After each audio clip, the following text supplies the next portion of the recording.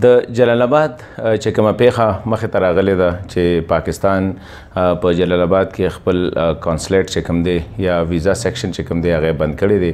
او وجوهات دا دي چې هلته گورنر صاحب ورغلی دی او هغوی د خلکو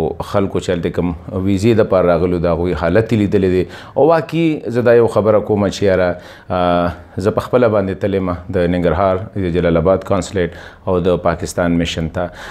په زرګونو باندې افغانان غریبانان نازي او دا دي چې دا د شپې نه راشي اکثر د شپې 1 بجې نه راغلي قطار کې هغه شانتې جوړ کړي بیا سبا د دوی نمبر 12 بجې راځي 1 بجې راځي دې کې زنانه هم وي په دې کې ماشومان هم وي په دې کې بیماران هم وي په دې کې مشران هم وي په دې کې سپین روبې په دې کې ځوانان په دې کې جینکې لکه سړی چې وګوري نو یقینو که خفه شي چېرې په ډېر بد حالت کې دغه خلک هلته کې انتظار کوي او دا یو حقیقت دی چې یاره افغان وروڼه زموږ چې کوم دي پاکستان د هغوی دویم کور دی ظاهره خبره ده دلته کې د هغوی رشتې دي دلته کې د هغوی تګ راتګ ډېر زیات دی ډاکټر له راځي سودا له راځي چکر له راځي لکه یو طرف ته پوره دنیا چې څونه ایمبیسي دي هغه که یو طرف ته صرف د پاکستان ایمبیسي کا نو پاکستان ایمبیسي کې چې څونه رش سي نو دا دومره په ټولو کې کلیکټیولی به نه نو ما په خیال زه خپله باندې تللی یم د پاکستان ایمبیسي دغه سیکشن مې هم کتلی دی وزټ کړی دی ځکه چې بهر ما ولیدل نو بهر خو ډېر زیات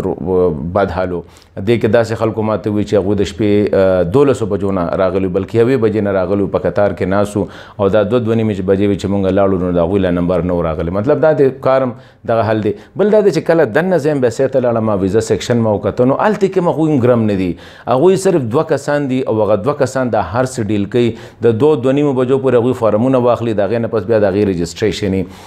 ما په خیال د ایشو باندې گورنر صاحب که څه کار کړي هغې باندې مونږ له دومره دغه نه دی په کار ظاهره خبره ده د هغې د خلکو بېعزتي کېږي د هغوی د زنانو دغه ځای کې کېږي هغوی یو کور اخیستی دی دغې دپاره دې باندې کتل پکار دي پاکستان له پکار دي چې یا خو دا ویزا دغه چې کوم دی دا چاته ورکړه نجي څنګه چې په پاکستان کې امریکې والا برطانیې والا کړي دي چې داسې کمپنو ته حواله کړي چې هغوی له فارمونه دغه کوي او بیا دوی له صرف هلته کې ویزې لځي په دریو ځایونو باندې زمونږ د افغانانو سره د پاکستان له اړخه ډېر زیاتې کېږي یو دا دی چې په ایمبیسۍ کې کوم چې ویزې له راځي د کانسلیټ کې او دریم په تورخم باندې په تورخم باندې وسم حالات چې کوم دی هغه نه ښکاري چې ارګن دا یو انټرنیشنل بارډر دی هلته کې وسم رش جوړي پاکستان داسې کوم سټاپ چې کوم دی نان سیریس سټاپ لکه هغوی په دې کې سره انټرسټ نشته دی چې د ملک امیج چې کوم دی بلډ کول دي یا دا میلمانه را روان دي که هر څه دي خو زمونږ میلمانه دي ما دا خیال دی چې پاکستان له یا د پاکستان میشن چې کوم کابل کې دی هغوی له په دې باندې په ځای د دې چې ریاکشن وکړي چې گورنر یو کور په کرایه باندې اخیستی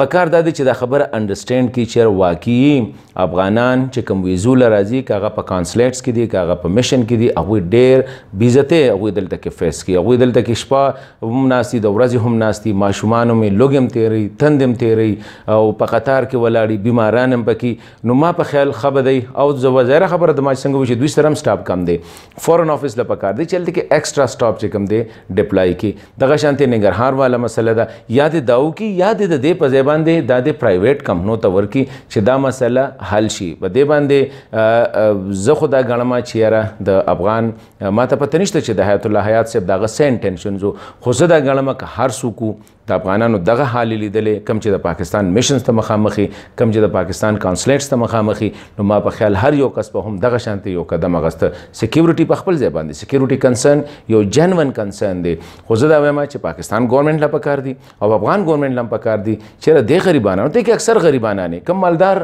افغانان چې کوم دي هغوی ته خو ویزا ډایرکټ میلو شي که ډایرکټ نه نو هغوی پکې ملګري لري دوست یاران دوستان لري یا هغوی چې کوم دي بل خوا هم تللی شي پاکستان ته 99% چې کوم دی دا غریب افغان راځي چې هغه په هند کې میډیکل نشي افورډ کولی په یورپ کې نشي کولی په امریکا کې نشي کولی هغه دلته کې پیښور یا کویټې ته راځي یا اسلام آباد پنډۍ ته راځي دا هغه خلک دی چې د هغوی په جب کې 1000 روپۍ یا 1500 روپۍ دا هغه خلک راځي دا مالدار نه راځي نو ما په خیال پاکستان له پکار دی چې د یو ښه ورورولۍ د دغه لاندې چې دی د خلکو ته ښه سهولیات ورکړي دا خبره باندې دومره ایموشنل کېدل نه دي پکار بلکې دا خبره انډرسټینډ کول پکار دی چې واقعي افغانان د پاکستان میشنز ته که هغه ایمبیسي ده که هغه کانسلیټ دی هلته کې هغوی ډېر په بد حال کې چې کوم دی د پاکستان ویزې دپاره انتظارونه کوي